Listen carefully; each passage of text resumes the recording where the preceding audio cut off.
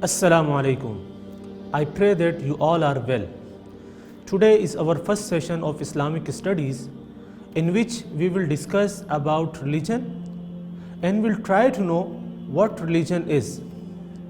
How does it come into existence? How many types of religions are there? And what is its importance and need in a society? I shall endeavor to explain the answer to these questions. The first question is, what is religion? How can we define religion? So, the denotative meaning of religion is the path or the place to tread.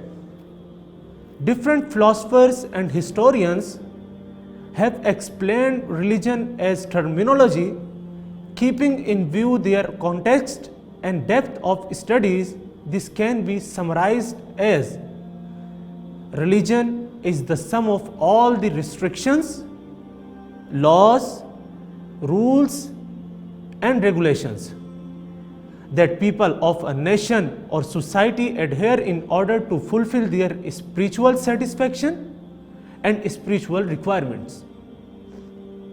For example, Alhamdulillah, we are Muslims, praise be to God, and we have some rules of living that are stated in the Holy Quran and the Sunnah of the Holy Prophet Muhammad sallallahu alaihi wasallam.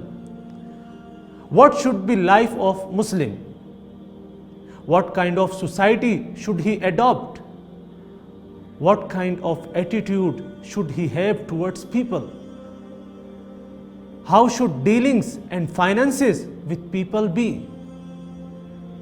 The principles of human life are stated in the Holy Quran and the Sunnah of the Holy Prophet Muhammad sallallahu alaihi wasallam with reference to every aspect of life. And anyone who denies any of them is not considered a Muslim. In the same way, every religion has certain principles which their followers strictly follow, and these are the principles on which their religion is based. So, this was a brief introduction of a religion. The second question is, how does a religion come into existence? Sometimes an individual observes strange phenomena of a nature that impresses him or her, and he or she begins to love and starts worshipping it as God.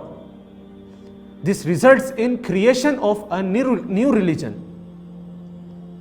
I am not disparaging the wisdom or claim the people of ancient time were devoid of education. They had preserved body of Pharaoh with such spices and chemicals that it still survives body. And many research papers have been written on it, but even today these chemicals have not been discovered. Similarly, people of ancient times were so skilled in astronomy that without a telescope they had discovered 5 planets, which no one could prove wrong even to this day. Similarly, the followers of Musa alayhi salam had started worshipping the calf brought to them by the Samri, while Musa alayhi salam away from them for only 40 days.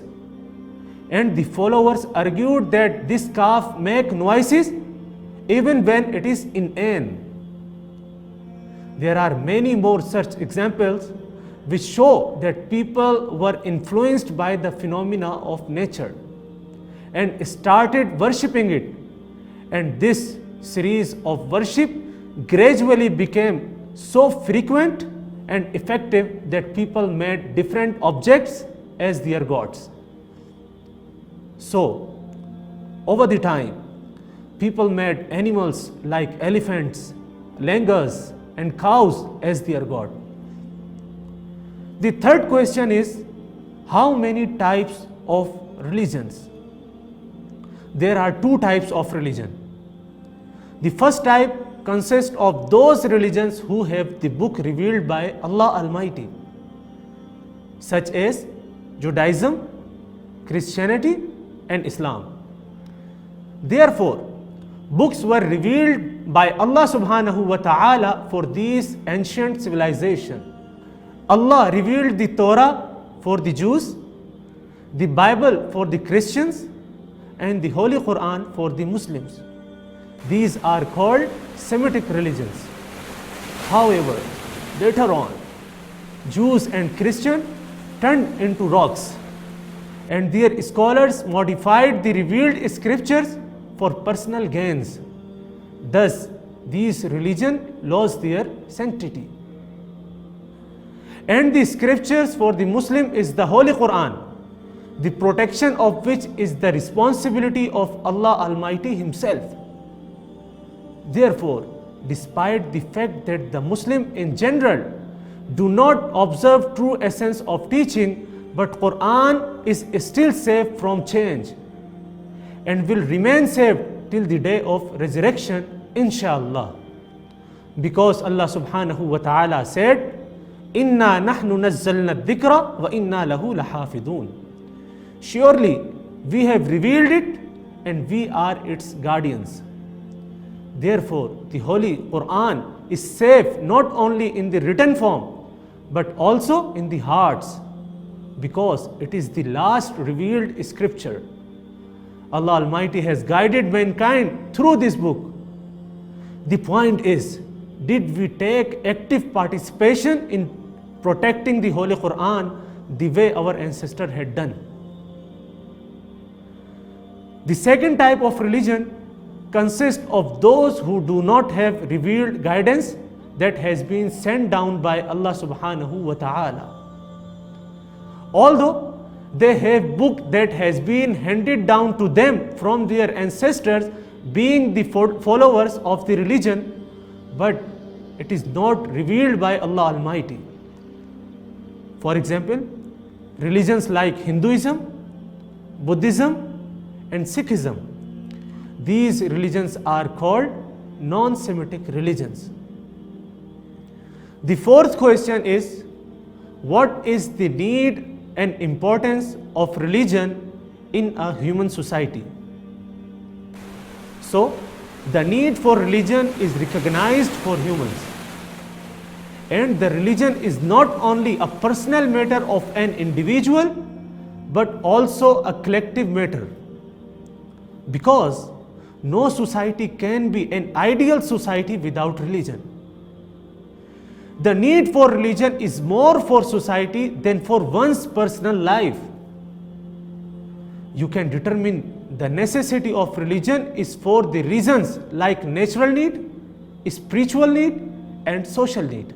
The first reason is that the religion is an established need for human beings on account of their personal guidance, peace, prosperity, but also collective well-being. No society can claim itself ideal without a religion. It is in the instinct of human being to rely on an entity that is omnipresent, omniprovider, omnipotent, creator, and the benefactor. Since the creation, human beings have seeking help from an unseen entity by acknowledging that as a creator or master. This unseen entity is called God, Allah, Yazdan, and Bhagwan. The second reason is that human life is a combination of matter and soul. In order to maintain the balance between the two, human beings need physical resources for the physical needs and the spiritual values for religious craving. The third reason is that human nature is gregarious, that cannot live alone. In other words, it can be said that human beings need social life. No society can exist unless the people of that society have a common purpose, and that is possible only by virtue of religion, because it is the religion that sets the rules and regulation of a society. So, For this reason, you can gauge the importance and need of religion for a human society. Alhamdulillah, our first session comes to an end.